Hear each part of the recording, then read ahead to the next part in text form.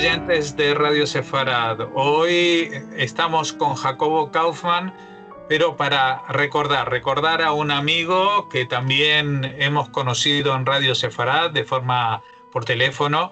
Estamos hablando del músico, compositor, pianista, también con incursiones en el cine, Ozias Wilenski, que vivía en Barcelona, que falleció hace pocos días y que tuvo una amistad y una cercanía incluso creativa con Jacobo, ¿no? ¿Qué tal, Jacobo?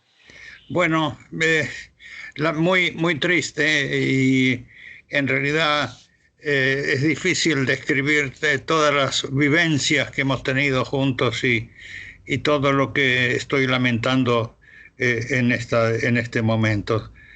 Yo preparé acá unas líneas que me gustaría leer, que de alguna manera también exhiben los sentimientos y también las acciones que hemos hecho.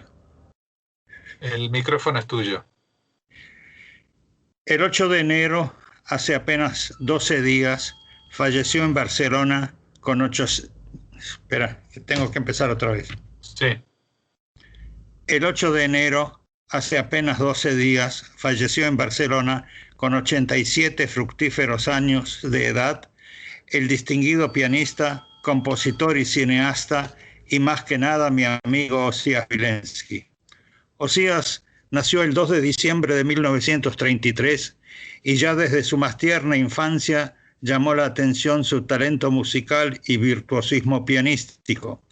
Recuerdo que en los años 50 asistí a un hermoso concierto en el Parque Centenario de Buenos Aires, en el que Ozias fue solista del concierto en Fa de George Gershwin, bajo la dirección de Arthur Fiedler.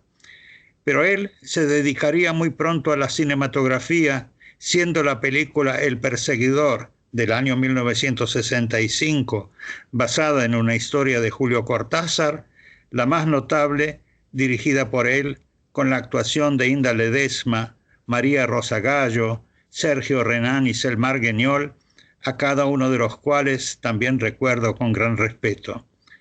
En esa época también fue director en el recién creado Canal 13 de televisión. A comienzos de los años 1970 volvió a la música como compositor y como maestro preparador en el Teatro Colón de Buenos Aires. Allí nos encontramos y trabajamos juntos durante varios años, especialmente cuando allí puse en escena el caso Mayar de García Morillo. En 1989, Ozias pasó a vivir a Barcelona, desempeñándose como maestro preparador en el Teatro Liceo y dedicado intensamente a la composición. Así nacieron numerosas obras, entre ellas 2 sinfonías, 4 sonatas para piano, 5 cuartetos de cuerda, una sonata para violín, 4 canciones españolas para soprano y piano, vaudeville para oboe, corno inglés y fagot, una composición basada en el Salmo 77 para coro y solistas, composiciones vocales y líricas, y la que se me ocurre como su obra mayor del año 2002, la ópera en 3 actos, Carvajal, El testamento de Josef Lombroso, basada en un drama homónimo mío que estuvo por ser estrenada el año pasado. Durante todos esos años en que trabajamos juntos, cultivamos una hermosa amistad e intercambiamos un sinnúmero de vivencias y recuerdos.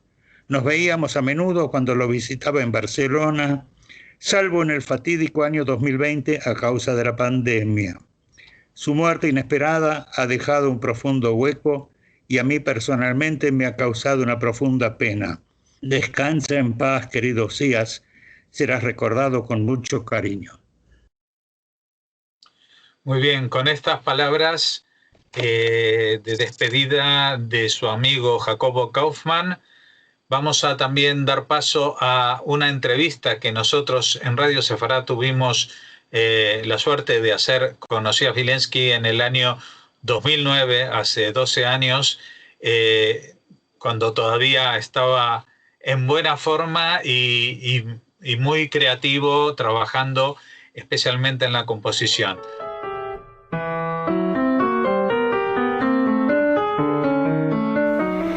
hola oyentes de Radio Sefarad. Tenemos el gusto de tener en la línea telefónica a Osías Vilensky. Hola, Osías.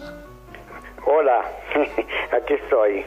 Pues nada, Osías es compositor, es músico, ha sido cineasta y vive en Barcelona, aquí en España, y por eso queríamos acercarnos para que nos contase un poco de su actividad. Actualmente, ¿a qué te estás dedicando, Osías? Bueno, digamos que mi pasaje por el cine fue muy breve y muy traumático porque me quise hacer productor y perdí todo. Así que eso lo dejaremos, quedará para la historia. Yo soy músico. Vale. Y lo fui de niño y ahora de más viejo también. Yo en estos momentos me dedico exclusivamente a escribir, a la composición y a la docencia, en el sentido de que tengo alumnos de repertorio operístico, porque yo toda mi vida trabajé en teatros de ópera, en el Teatro Colón, en Buenos Aires, por supuesto, y en el Teatro del Liceo, aquí en Barcelona, que por eso estoy en Barcelona, porque vine contratado por el teatro hace casi 20 años. Uh-huh. Vamos a remontarnos un poquito en la historia. Tú naciste en Buenos Aires y ya desde temprana edad empezaste a estudiar piano y la cosa... Efectivamente. Yo nací en Buenos Aires y no te daré fechas, pero solo te puedo decir que hace mucho tiempo. Y de niño empecé a tocar el piano porque, no sé, en el colegio donde yo iba había un piano y un profesor, pero enseguida rápidamente pasé a estudiar con profesores importantes. Yo estudié con Vicente Escaramuza en Buenos Aires, que también fue el maestro de Marta Argerich y de otros pianistas muy conocidos. Y luego conocí a Rubinstein, que era amigo de mi padre, y que también me escuchó, y a través de su gestión me fui a Nueva York, al Juilliard, donde he trabajado en piano, pero me pasé luego a la parte de composición, porque a mí siempre ya de niño también tuve esa vocación de inventar cosas musicales, y bueno, y ahora ya la parte pianística ha pasado al pasado, porque ya no la practico, salvo sí en las clases, ¿no? Uh-huh. O en las grabaciones que hago. Una pregunta, Osías, ¿tu familia también se dedicaban a la música? No. Digamos que era una familia cercana al arte, pero no eran artistas, eran más bien de comercio. Mi padre sí fue un artista, trabajó como actor de teatro, y luego fue un fotógrafo muy importante en la Argentina, que era el fotógrafo de los artistas, digamos, y tenía una casa que era muy conocida. Uh-huh. Y bueno, yo me crié en ese ambiente, ¿no? Así un poco bohemio y artístico. Uh-huh. ¿Cómo era la vida cuando te fuiste a Nueva York? No nos querías dar fechas, pero vamos a situarnos un poquito. ¿En qué década fue cuando estuviste en Juilliard? Yo me fui muy joven a Nueva York, demasiado, porque yo fui un adolescente un poco, no atrasado, pero un poco tonto. No tenía una visión práctica de la vida, digamos. Cuando yo fui a Nueva York, que fue en la década de mitad del 50, entre 50 al 60, uh-huh.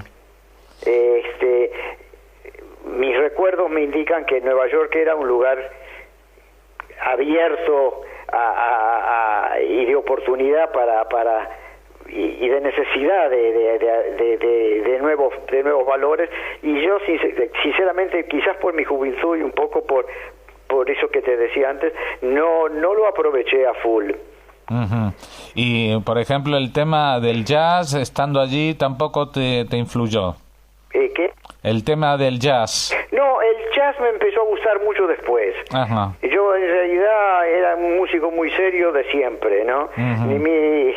Y también en mis gustos de composición, porque mi maestro de composición en Buenos Aires era una personalidad muy importante en esa época, que ha escrito libros y todo, que se llamaba Erwin Leuchter, que había sido alumno de Alban Berg, y entonces mis comienzos siempre han sido en la música más de vanguardia y avanzada. Que yo eso luego con el tiempo lo dejé de lado, porque no era el lenguaje en el que yo podía expresarme, pero mucho después, durante muchos años era un dodecafonista empedernido. Sí, no, porque una cosa que llama la atención leyendo algunas notas biográficas que tenés en tu página web es que en algún momento, cuando a partir de los años 70, 80, cuando vuelves a la composición, pues decides tirar a la basura muchas cosas, ¿no? Es que yo he tirado a la basura todo. Lleva mucho tiempo... digamos, aprender el métier. Lleva poco tiempo el talento, digamos, el sacar el talento, pero lleva mucho tiempo aprender qué hacer con eso.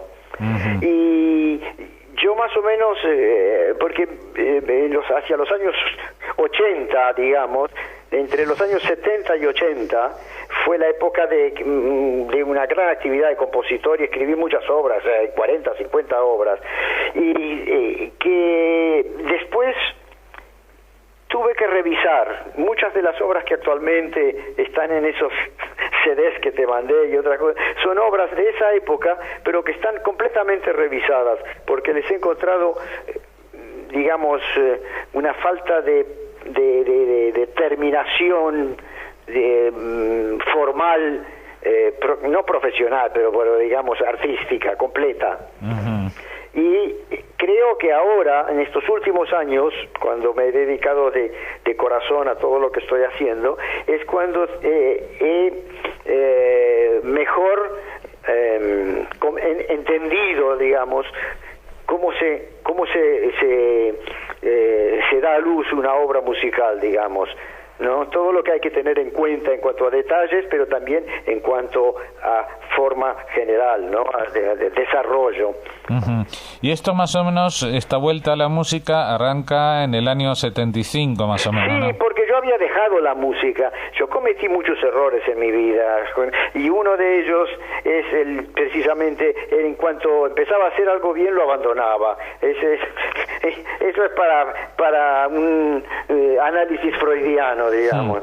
Pero en la práctica siempre resultaba así. Y entonces, cuando yo volví de Estados Unidos y hice una especie de carrera de solística, de pianista, y me empezaron a conocer, no sé qué locura me entró, y decidí abandonar todo y dedicarme al cine, que fue mi pasión y que lo sigue siendo. Pero ahora soy simplemente espectador y coleccionista de películas en DVD, pero en aquella época pretendía hacer una carrera de director y logré hacer algunas cosas, pero... Sí, porque aunque tú no quieras hablar de esa época, pues tenemos que apuntar que aparte de recibir premios por algunos cortos, hiciste 2 largometrajes, uno de ellos basado en un cuento de Cortázar, El Perseguidor. Sí, pero me sería muy penoso ver eso. Yo quiero poner un velo piadoso sobre esa época, porque si bien es cierto que fue una época muy feliz de mi vida, son obras que no están logradas. Sinceramente te lo puedo decir, yo tengo mucha autocrítica, pero también sé valorar los puntos buenos, y esas obras no están logradas. Bueno, volvamos al año 75, decides volver a la música. Decido volver a la música, y entonces es cuando entro también, porque se abre una plaza de maestro preparador en el Teatro Colón, y ahí entro yo, ya no como solista, sino como preparador repertorista, y me encuentro con una cantidad de gente que también habían sido amigos míos de antes, como Taurielo y otras, Gandini y otra gente que yo quería mucho, que años, y me vuelco nuevamente a empezar a componer. Y es como te digo, de esos años 70 y 80, que son los años en los cuales yo tengo una producción bastante importante.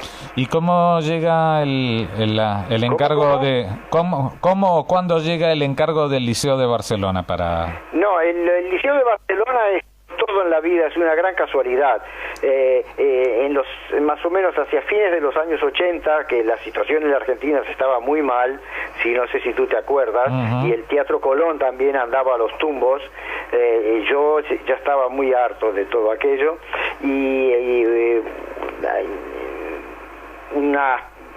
pasé por Barcelona en un viaje que había hecho de turismo por toda Europa.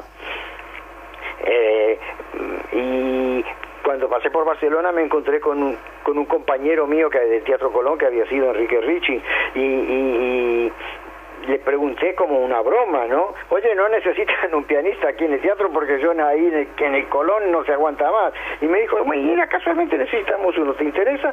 Y me vine con todo. Y vine por 6 meses, después me renovaron a un año, y después me quedé hasta hoy, hasta hace 2 años que me jubilé. Y bueno, y desde entonces, desde tu jubilación, pues... ¿Cómo? Que desde tu jubilación del liceo estás volcado totalmente en el tema de la composición. Bueno, yo dejé de componer, porque no nos engañemos que es un poco, es bastante traumante el hecho de escribir en un mundo, en una sociedad que, digamos, no necesita demasiado de lo que tú creas, ¿no? Porque hay mucha música, y en general la música que se presenta, ya la música clásica en sí es minoritaria, y de esa minoridad aún la música contemporánea es muchísimo más minoritaria. Y uno se siente muy frustrado de lo que hace no tenga ningún tipo de resonancia, ¿no? No te digo a niveles masivos digamos como de conciertos de rock, pero que tenga algún tipo de repercusión, que alguien reconozca que lo que estás haciendo vale o no. Y entonces yo más o menos cuando vine a Barcelona decidí dejar de componer y dedicarme solamente a mi trabajo, pero tampoco lo podía hacer porque poco a poco fui necesitando expresarme de nuevo, y después apareció otro compañero mío de las épocas del Teatro Colón, que era Jacobo Kaufman.